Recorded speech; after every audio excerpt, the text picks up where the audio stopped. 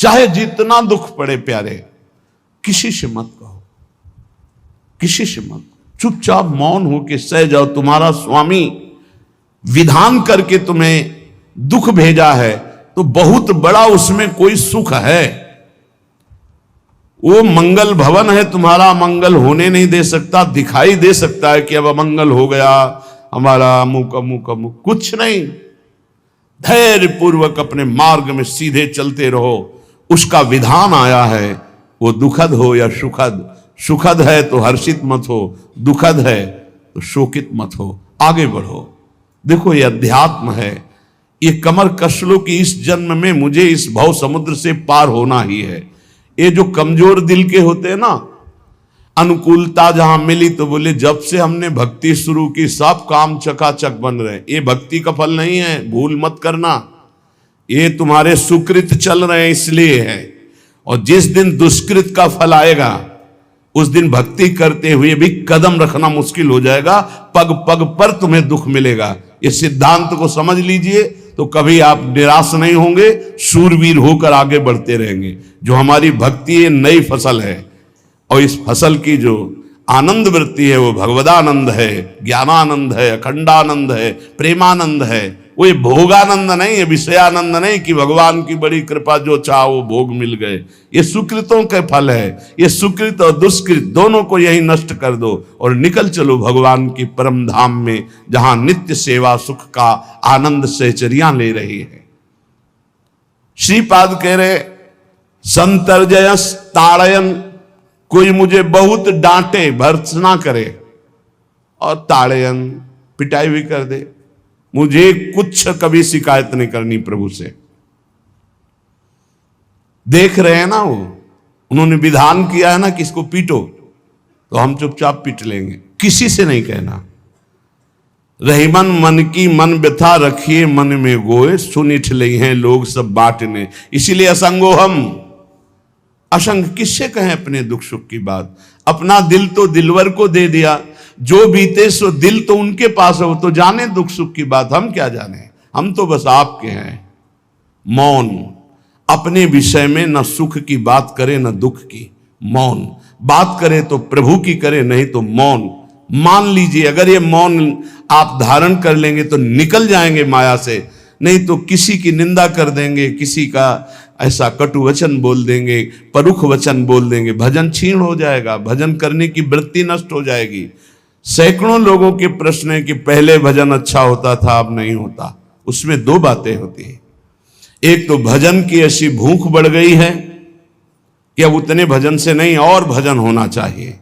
ये उत्तम महापुरुषों की कृपा पात्र भक्तों की वृत्ति होती है। और एक होता है कि आपसे वैष्णव अपराध बन गया, कुसंग हो गया, इस कारण से ऐसा। अगर आपके हृदय में कोई दोष वृत्ति नहीं हो, फिर भजन में ऐसा लगता है कि मेरे से बहुत कम भजन होता है, वैसा भजन नहीं होता जैसा होना। ऐसा बड़े बड़े महापुरुषों को भी अनुभव होता है। ये कोई निंदनीय बात नहीं है, वंदनीय बात है। पर वास्तविक यदि भजन नहीं हो रहा है, वास्तविक यदि आपका रुक गया है आनंद, तो आप ढूंढ लीजिए आपका भोजन गलत है, आपका संग गलत है, आपने कोई वैष्णव निंदा की है। बस यही कारण है, यही खोज लेना, यही सुधार कर लेना। किसी से क्षमा याचना की जरूरत नहीं। अंदर देखो और आचार्य गुरु से प्रार्थना करो, सब ठीक हो जाएगा। बड़े कृपालु हैं, जिन्होंने अपराधी मुझ जैसे को घसीटा तो अब अपराध बन जाएगा तो थोड़ी छोड़ देंगे वो। विश्वास कीजिए, उन्हीं से प्रार्थना कीजिए, नाथ यदि आपको अपराध मोचन कराना है तो भेज दीजिए मुझे उसके पास, या उसको बुला दीजिए, मैं पैर पकड़ लूं, हाथ जोड़ लूं यदि अपराध बन गया है। और यदि आप चाहें तो आप क्षमा कर दें, आगे से सावधान रहेंगे। बड़े कृपालु हैं प्रभु, क्षमा कर देते। भजन की वृत्ति को रुकना ये सहन मत कीजिए। समय नहीं है कि आज नहीं तो कल भजन चल पड़ेगा, नहीं, तुरंत वाचिक में आ जाइए, तुरंत वाणियों का गायन कीजिए, नाम कीर्तन कीजिए, ढूंढिए अपराध क्या बना जो आंतरिक हमारा भजन रुक गया, और प्रभु से प्रार्थना करके उसको चलवाइए। वो बड़े कृपालु है, क्षमा कर देंगे।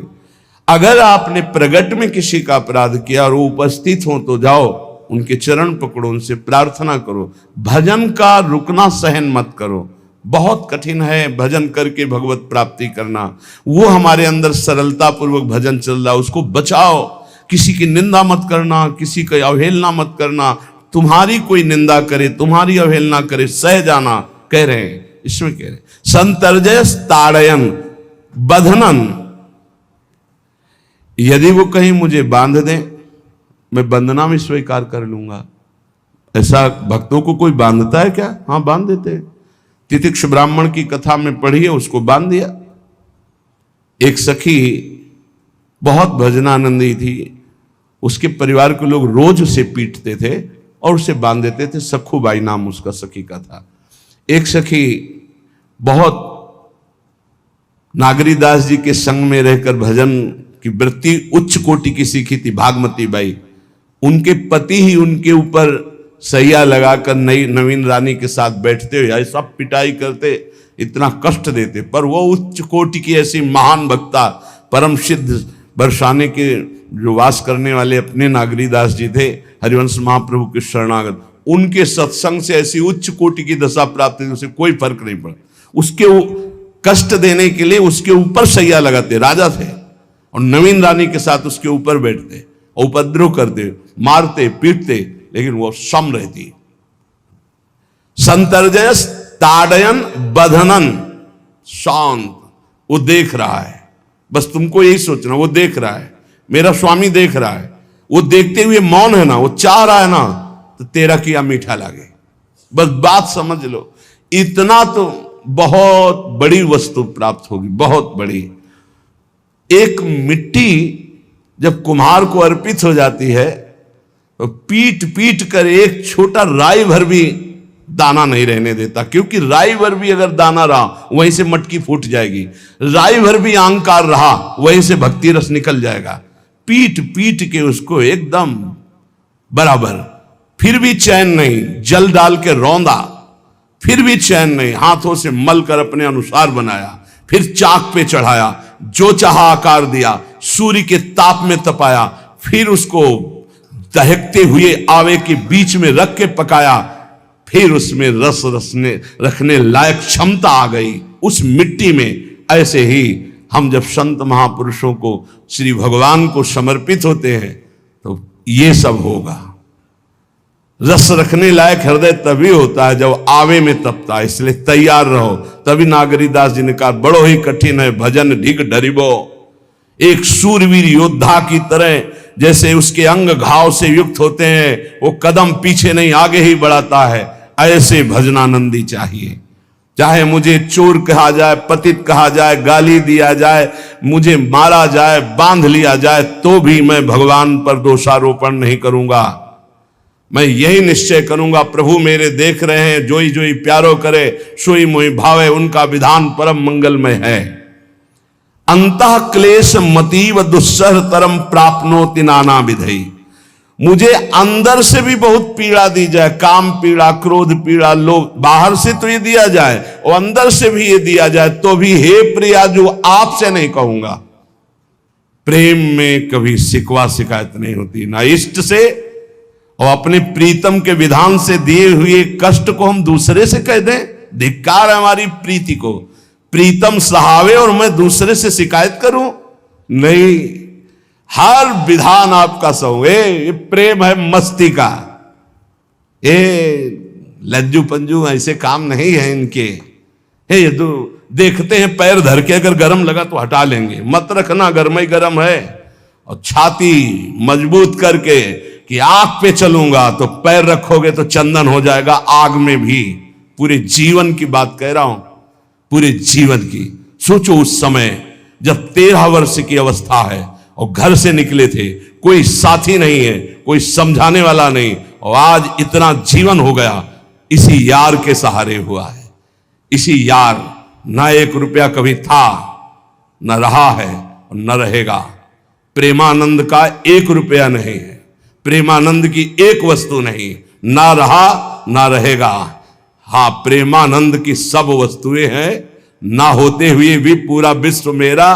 क्यों? प्रेमानंद भगवान का है, भगवदानंद को प्रेमानंद कहते। वही संपत्ति जीवन भर एक ही साथी रहा है, और हे नाथ ऐसी कृपा करना अब दूसरा साथी बने ना। अब आओ तो मृत्यु रूप में ही आओ, और किसी रूप में मत आना। साथी हो तो आपका साथ हो, सर्वहरण करने वालों में मैं मृत्यु हूं, बस उस रूप का इंतजार है, आओ उस रूप में और समेट लो अपनी लीला।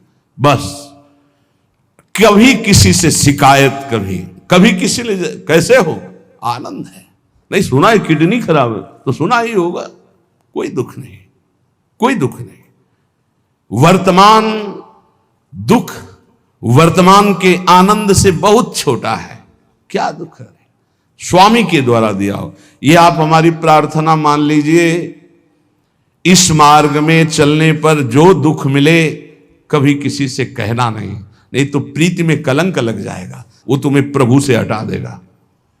नहीं, रहीमन मन की मन व्यथा रखिए मन में गोए, सुनिठ लई है लोग सब बाट न लिए। ये भगवत मार्ग शूरवीरों का मार्ग। कभी अपनी आंतर व्यथा को किसी से मत कहो। जीवन में अगर कोई हमें कष्ट दे रहा है तो हमारा कर्म है, ना कि कोई व्यक्ति। ये बिल्कुल सिद्धांतक चर्चा समझ लो।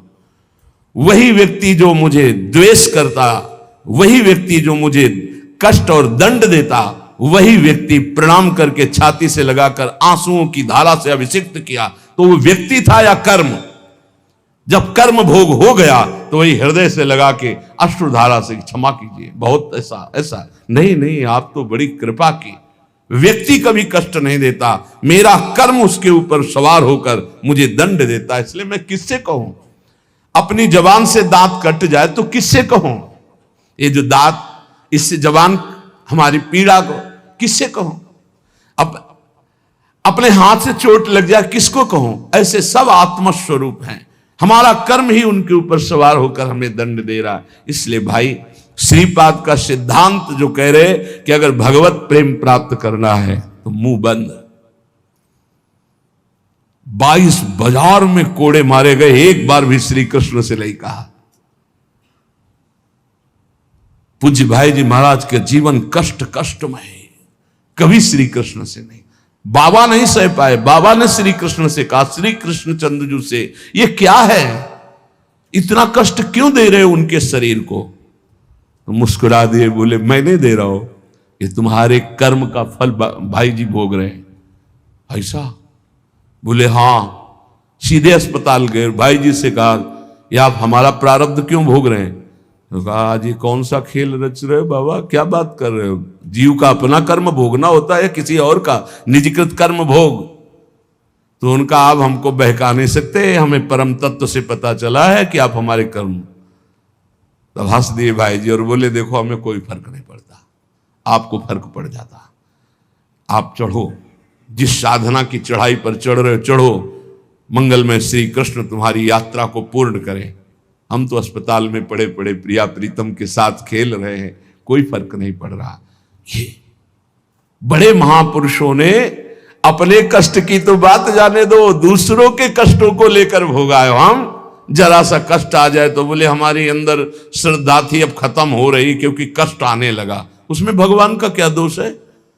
वो तो बड़े कृपालु हैं कि ऐसे पापात्मा होने पर भी मुझे महात्माओं का संग दिया, धाम का वास दे रहे, नाम जपवा रहे। अब हमारे पूर्व प्रारब्ध हमें कष्ट दे रहे हैं, इस समय भी वो हमें दुलार कर रहे हैं। जीव समझता नहीं, केवल दोषारोपण भगवान और भगवत मार्ग पर कर देता है।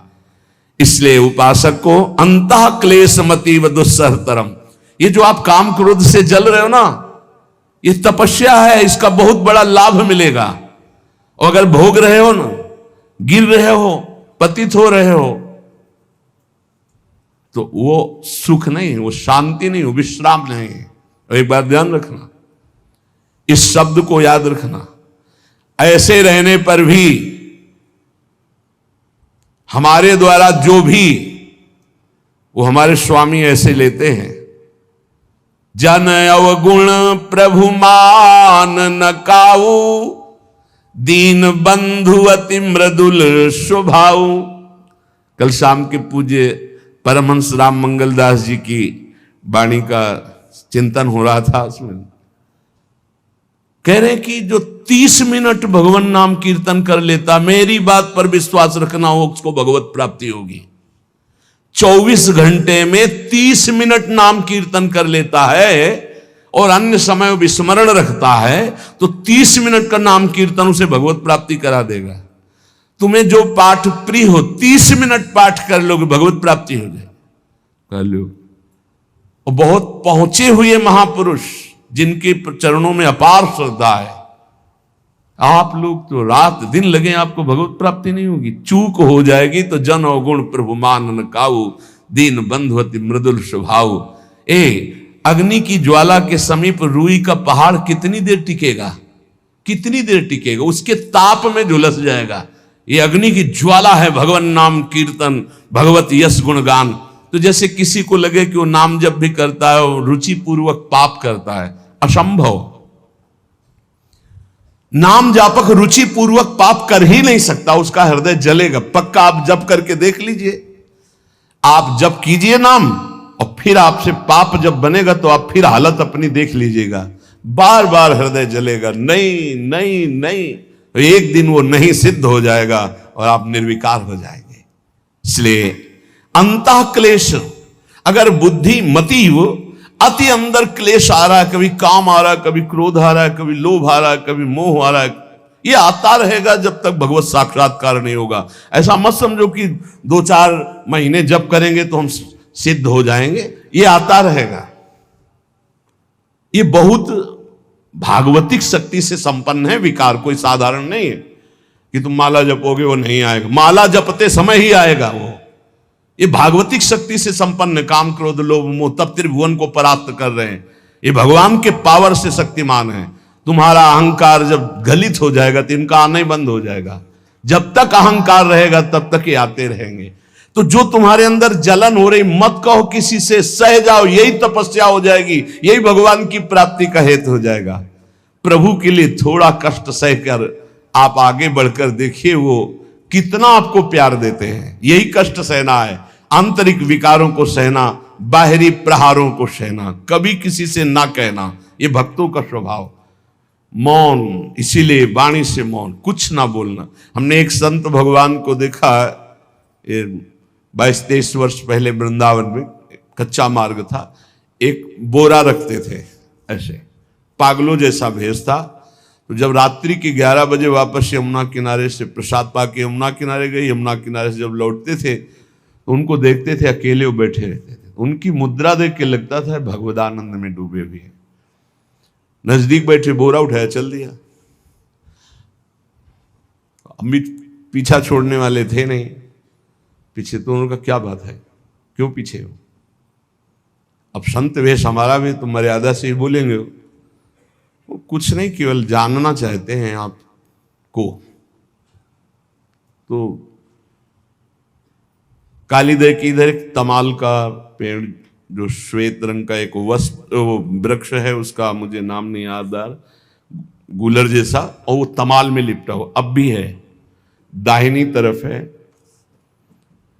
ये जो खाली जगह पड़ी ऊंची, जो अपने दाहिनी तरफ बर्फ फैक्ट्री के आगे जाते हैं, उसी के नीचे बैठ गए।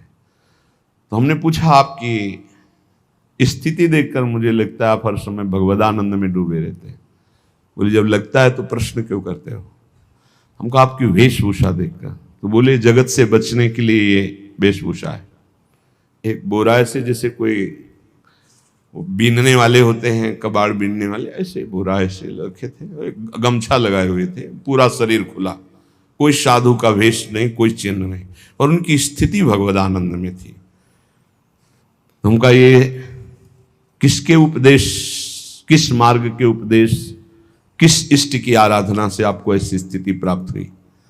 बोले प्रथम पूज्य श्री स्वामी राम सुखदास जी महाराज का सत्संग हुआ, इष्ट देव श्री कृष्ण, इष्ट ग्रंथ गीता, उसी की कृपा से मुझे ऐसा, मैं भारत के हर तीर्थों में वास करता हूँ, भ्रमण करता हूँ, असंग रहता हूँ, और यही वेशभूषा रहती है बड़ा अंदर से। तो भोजन प्रारब्धवशात जो सामने आ जाता है उसे पा लेता हूँ, नहीं आता भूखा रहता हूँ। तो कहा अगर हम मधुकरी ले आवें कभी आप जिससे तो पालेंगे, बोले दे देंगे तो पालेंगे। दूसरे दिन मधुकरी लेकर तो रोज हमारी उनके चरणों में श्रद्धा, क्योंकि उनका रहना और चिंतन दोनों रहनी और चिंतन बड़ी प्रशंसनीय। जो वीतराग परमहंस हो गया अक्षर सा वैसे, कुछ पास नहीं, केवल बोरा, वो नाटक के लिए बोरा कि कोई समझे कबाड़ बिनने वाला, और एक गमछा ऐसे रंग बिरंगा, बस कुछ नहीं, कोई भागवतिक चिन्ह नहीं। एक दिन देखा वो पड़े मक्खियां भिन भिना रही, तो नजदीक गए, क्या होगा? कहा चुप जाओ। कहा बोलिए ना। तो बोले वमन और शौच दोनों हो रही है, शरीर बिगड़ गया है। तो हम कहा औषधि के लिए हम व्यवस्था, बोले इसीलिए कह रहा हूं आप बच जाइए। तो हम कहा हमें बता तो दीजिए क्यों नहीं? तो बोले आया हुआ प्रारब्ध है, इसको हंस के भोगना है। ऐसे कोने में साइड में ऐसे पेड़ के किनारे पड़े, 2-4-10 दिन जो भी व्यवस्था उनकी बनी, फिर वो हमको दर्शन नहीं मिले, अन्य तीर्थों में चले गए होंगे। ऐसा महापुरुष, क्या हम अपने शरीर को इतना प्यार करें कि भगवान से श्रद्धा हो जाए, भक्ति मार्ग में हम लड़खड़ा जाएं, फिर सत्संगी किस बात का? ये पक्का समझ लीजिए, ये जो भगवत मार्ग है ये शूरवीरता का मार्ग है, सहन करने का मार्ग है। जितने भी महापुरुषों के चरित्र हैं आप पढ़ करके देख लीजिए, भगवान के चरित्र से भी ज्यादा लाभ भक्त चरित्र सुनने से इसलिए होता है कि हमको लगता है कि हमारे जैसा जन्म लेकर इतना कष्ट सहकर इस ऊंचाई पर पहुंचे, ये बड़ी बात है कि वो जीवत्व से हमारी तरह पैदा होकर ईश्वत्व को जाता है। इसलिए भक्त चरित्र में विशेष बल हमको प्राप्त होता है। क्या क्या कष्ट सहते, और आप खुद देख लीजिए, आपको जितना कष्ट है उससे बड़ा सुख है कि नहीं, अंदर देख लीजिएगा तो इसी से अनुमान लगा लीजिए, जितना बड़ा कष्ट उससे कई गुना बड़ा सुख भगवान देते हैं, तभी वो उनका यश गाते रहते हैं। ऐसे थोड़ी होता है कि हमारे भगवान का हम भजन करते, हमारे साथ न्याय नहीं हुआ। न्याय तो सही बात नहीं हुआ, नहीं तो तुम्हारी दुर्गति हो जाती। सही बात में उन्होंने न्याय नहीं किया, पक्षपात किया है तुम्हारा। अगर वो सही न्याय करते तो ईमानदारी से कहते हैं, केवल नरक के कीड़ा ही बनना पड़ता और कुछ नहीं है। खूब देख लो, डबल चेहरा होता है, एक सामने का चेहरा देख रहे हो और एक एकांत का चेहरा होता है, डबल चेहरा होता है। और भगवान डबल रखो चाहे तिबल, सब देखते हैं। सब हम बैठे हुए देख लो ईमानदारी से वृंदावन की भूमि में, एक चेहरा है जय श्री राधे, और एक चेहरा है जो राक्षस है अंदर बैठा। देख लो, अंदर देख लो, बिल्कुल इस समय सीसी कैमरे में हो, अंदर देख लो, एक राक्षस बैठा है और उस राक्षस ने जो जो करवाया आप लिखो रजिस्टर में, तुम्हें याद है जितना, और इसके बाद आप न्यायाधीश बनो, फिर आपकी क्या दुर्गति होती उसका। इससे ऐसे होता है, हे प्रभु, तभी त्राहिमाम मचता है, तब उनकी कृपा नजर आती है। ये बोले भगवान ने न्याय नहीं किया, हम कहते सच्ची बात तुम कह रहे हो प्यारे, न्याय नहीं किया इसीलिए बचे हुए हो। अगर वो न्याय कर देता, पक्षपात न लेता तुम्हारा, तब तुम्हारे होश उड़ते, चाहे जो कोई हो, अपना रजिस्टर जांच के देख लो। इसलिए कहते हैं कि सबकी जीवनी शुक्ल पक्ष की लिखी जाती है, कृष्ण पक्ष की तो केवल उसी की छाती जानती, दूसरा नहीं। हृदय में जितने विकार, हृदय में जितना अंधकार, हृदय में जितना कूड़ा करकट, वो तो हम जानते हैं कि हमारी स्वामिनी की कृपा ने कितना निर्मल किया है। तब उनकी स्वामिनी जू मुझ जैसे अपराधी के अपराधों का विस्मरण करके आप ऐसी कृपा, तो आपको लगता है कि संतों की एक दैन्य भाषा होती है। नहीं, ईमानदारी से संत कभी झूठ नहीं बोलते।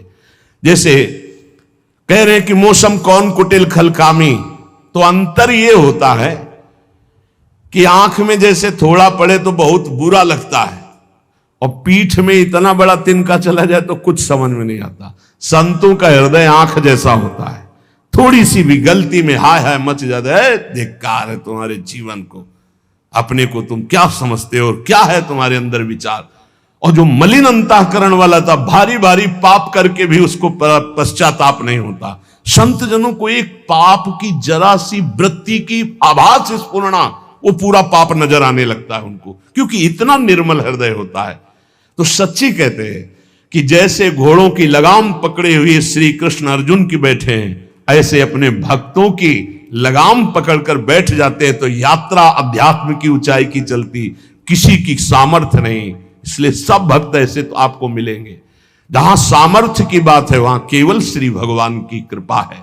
इसलिए बाहर की पीड़ा और अंतर की पीड़ा, अपने प्रीतम के द्वारा दी हुई मानकर सह जाओ तो आगे प्रीतम तुम्हारा स्वागत करने के लिए खड़े, पक्का समझ लेना, पक्का।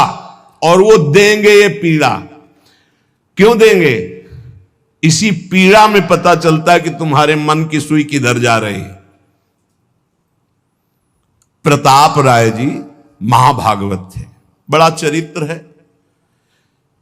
उनके यहां एक व्यापार चलता था कुल परंपरा से कि आपको अगर रुपए की जरूरत है तो आप अपना स्वर्ण आभूषण या कुछ रख जाइए गिरवी और रुपया ले जाइए, और ब्याज से तो रुपया दे जाइए, अपने मूल गिरवी ले जाइए जो रख के गए हो। यही उनकी कुल परंपरा से चल। तो उसी के आधार पर वो कुल परंपरागत कर्म कर रहे थे, निरंतर नाम जब भगवत आराधन में मगन। अब नाम जब भगवत आराधना और ईमानदारी से कार्य तो बड़ा सब खूब धन संपत्ति, बहुत आनंद और भक्तजनों के खूब भोजन होते, भंडारे होते, तो जो चिढ़ने वाले जलने वाले लोग हैं वो जलते थे कि करता तो ये कुछ है नहीं, खूब जय जय मच रही है चारों तरफ, इसको नष्ट किया जाए। ये किसने बीज बोया? अरे बोले दुष्ट स्वभाव ने। नहीं नहीं नहीं नहीं, भगवान ने। किनको हुस्काया? डंडे को। क्यों? अब झंडा फहराओ मेरे भक्त के यश का। उनके हृदय में जलन हुई। वहां का काजी और मिल गए 3 लोग और उन्होंने कहा कि इसको नष्ट किया जाए। बोले बस आप सहयोग दो, नष्ट तो पक्का। बोले कैसे? बोले प्लान तो सब हमारा बन गया है। अब झोली में कंकड़ भरे, और प्रताप राय जी बेटी का ब्याह है, 10,000 मुद्रा चाहिए। बोले गिरवी? बोले है स्वर्ण मुद्राएं। अब वो इतने ईमानदार विश्वास, बोले बॉक्स रखा रहता है उसी में रख दो, दस्तखत करो, 10,000 रुपये लो, ब्याज से दे जाना, अपना ले जाना। थोड़ी देर बाद दूसरा आया ऐसे, फिर तीसरा आया, वो तो उनका व्यापारी था। 5 दिन बाद वापस आया और काम बन गया, ब्याज सहित ये रुपये लो, हमारा आभूषण वापस करो। बोले जहां रख गए थे वैसे उठा लो। बाक्स से उठाया ऐसे, अरे देखो कितना नाटक करता है, माला जपता है, भगत बनता है, हमारे स्वर्ण आभूषण हटाकर कंकड़ पत्थर भर दिए। अब लोग तो आश्चर्यचकित हो रहे थे कि ये भगत जी तो ऐसे है नहीं। इतने में दूसरा आया, उसने भी वही नाटक शुरू। तीसरा आया, उस अब तो पक्का हो गया कि पाखंड करता है। लोगों की श्रद्धा को कपूर कहा गया है। कपूर ऐसे बाहर रखो ना तो उड़ जाता है ना, ऐसे ही श्रद्धा है। अगर उसको आप मजबूती, विश्वास की मजबूती में नहीं रखोगे तो श्रद्धा उड़ जाएगी। अब तो सब कहने लगे कि प्रताप राय तो बहुत ही पाखंडी निकला।